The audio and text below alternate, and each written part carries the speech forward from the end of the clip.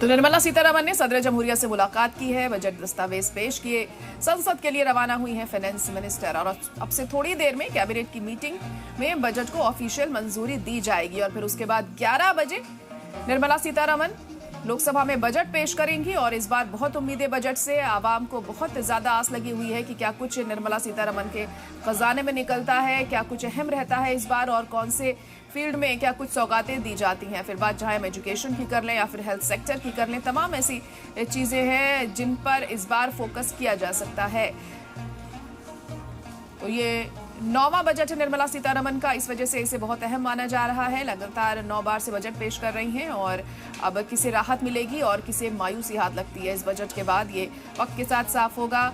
और तमाम उम्मीदें हैं, फिर बात चाहे खवातीन की हो, किसानों की हो या फिर एजुकेशन की हो या फिर हेल्थ सेक्टर की हो, हर सेक्टर में हम देख रहे हैं कि उम्मीदों भरी नजरें निर्मला सीतारमण पर टिकी हुई हैं। और जब वो अपना ये पिटारा खोलेंगे 11 बजे, उसके बाद कितना ये बजट उम्मीदों पर खरा उतरता है और आवाम के लिए क्या कुछ खास इसमें रहता है, ये देखना होगा।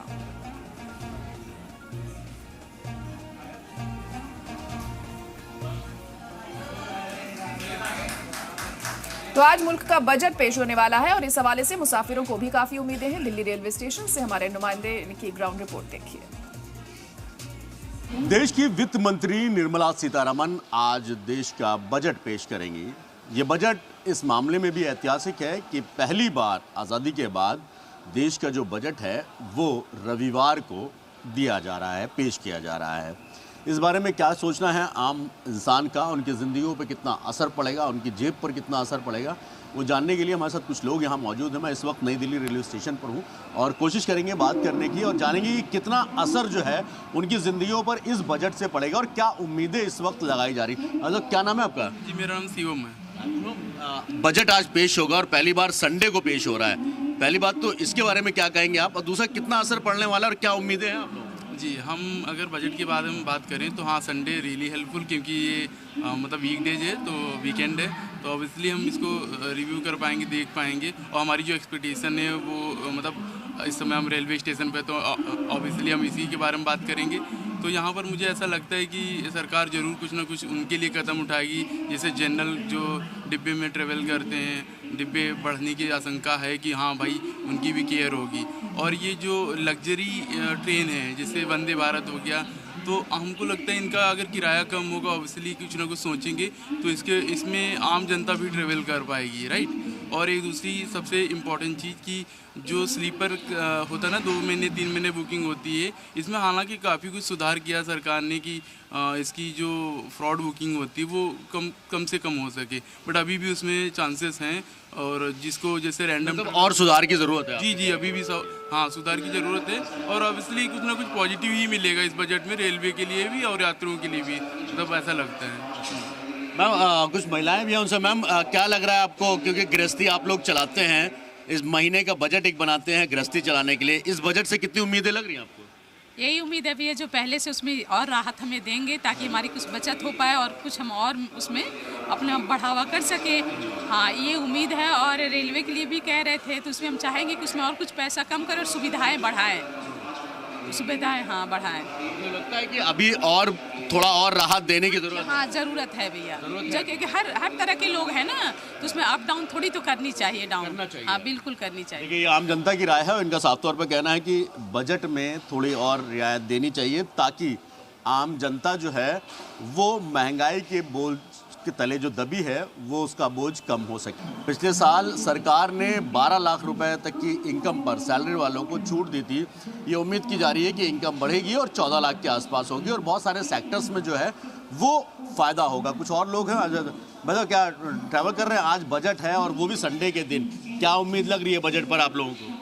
सर, जैसे ही दिखता है वैसे ही sir. India is a total, I am CA final student, तो just like a window dressing. CA student है? जी हाँ यार, तब तो आप बेहतर बता सकते हैं कि और किन किन चीज़ों में आपको लगता है कि सरकार को आपके सजेशन के तौर पर कि और क्या क्या करना चाहिए ताकि आम लोगों को राहत मिल सके। Sir, I mean to say that just like कि थोड़ा चीज़ों को आप इम्प्रूव करें, बट ना कि किसी पर्टिकुलर चीज़ों को। जस्ट लाइक अब वंदे भारत को बढ़ाने के लिए आप दूसरी ट्रेनों को लेट कर देते हैं, इस चीज़ पर दिक्कत है। लोगों को बहुत ज़्यादा डिले होता है। और जस्ट लाइक ट्रेनों में बहुत ज़्यादा क्रिटिसिज्म है, मतलब स्लीपर और एसी में जस्ट लाइक जनरल पब्लिक घुस जाती है, उससे बहुत ज़्यादा दिक्कत। ये तो डिपेंड करता है ना कि जो जितने कॉस्ट बेयर कर सकता है उस हिसाब से अपना ट्रैवल कर सकता आई है। Mean to say that just like आप चीज़ों को कम करिए ना, क्रिटिसाइज कर रहे हैं आप जो है कि उस बर्डन को कम करते जा रहे हैं ना। जैसे जनरल डब्बे जब बांध रहे हैं कि यहाँ पे 80% पब्लिक रूरल एरिया, मतलब rural area just like below poverty line से है, तो आपको उस चीज़ों को फैसिलिटी दीजिए। बाकी जैसे यूएस कंट्री में, अदर कंट्री में होता है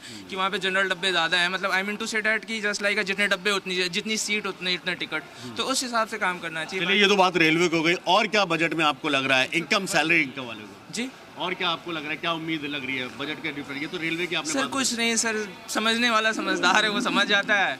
आपने अभी जस्ट बोला 12 लाख का, 12 लाख का जस्ट लाइक एक खिलौना है। I mean to say that आप अगर उसे आप अगर थोड़ा सा नॉलेज रखते होंगे तो जस्ट लाइक है कि आप जैसे ही आप 12 लाख 1 रुपये क्रॉस करते हैं आप तुरंत स्लैब रेट से बाहर हो जाते हैं। तो आप उस चीज़ों को सीखिए ना। टैक्स कौन दे रहा है? टैक्स जस्ट लाइक पब्लिक दे रही है 10 to 12%, मतलब मुश्किल से 25% पब्लिक टैक्स दे रही है।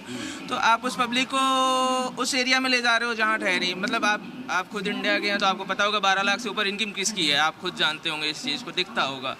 तो आप 12 लाख से ऊपर कर तो रहे हैं, बट 12 लाख 1 रुपये हो जा रहा है तो आप 4 लाख के स्लैब में ले आ दे रहे हैं। इससे जनता को तो जो समझ जाता है, समझदार वाले को समझ। आपको कितना क्या लग रहा है, क्या उम्मीद लग रही है इस बार? ये जितने भी वंदे भारत में लोग आ रहे हैं इनमें कंफर्ट नहीं है, बता रहे हैं लंबा सफर है, इसके सीट में कोई कंफर्ट नहीं है। अच्छा। बिल्कुल खड़े खड़े आना, उसमें सरकार को थोड़ा सा एकदम कंप्लेन कर रहे हैं। मैं भी यहाँ पर एक कैब ड्राइवर हूँ, ये जितने भी कस्टमर आते कंप्लेन। अच्छा, कैब ड्राइवर है, चलिए आप बहुत अच्छी चीज़ है। क्या नाम है आपका? मेरा नाम नरेश है। नरेश जी, एक चीज़ बताइए मुझे, ये तो आपने रेलवे की वंदे भारत की बात कर ली, उसके अलावा और जो इनकम की बात है उस पर आपको क्या उम्मीद लगी? सरकार इस बार कुछ रियायत देगी? सोना महंगा हो रहा है, खाना महंगा हो रहा है, राशन महंगा हुआ जिस तरीके से। नहीं, इसमें तो इसमें बिल्कुल इसमें मैं कुछ बोल नहीं सकता हूँ। नहीं, क्यों नहीं? कि मतलब सस्ता होना चाहिए ना, रियायत मिलनी चाहिए। सस्ता होना चाहिए, मैं वही जानना expensive है, हर चीज़ में एक्सपेंसिव है। यहाँ पर स्टेशन पे कहीं भी जाओ कोई भी एक्सपेंसिव है। 10 रुपये से शुरू करे चाहे, अभी 25 हो रहा है। प्राइवेट वाले ने ठेके में ले रखे, जितने भी कैंटीन है यहाँ पे, ये अब 10 रुपीज़ की स्टार्टिंग में चाय दिए, अभी 35 तक हो गए चाय। अच्छा। देख लो, इसमें एक्सपेंसिव हो रहा जा रहा है यहाँ वो पर। सस्ता होना चाहिए, सस्ता होना चाहिए, लोगों की वेरी सुविधा के एक्सपेंसिव। हिसाब यस,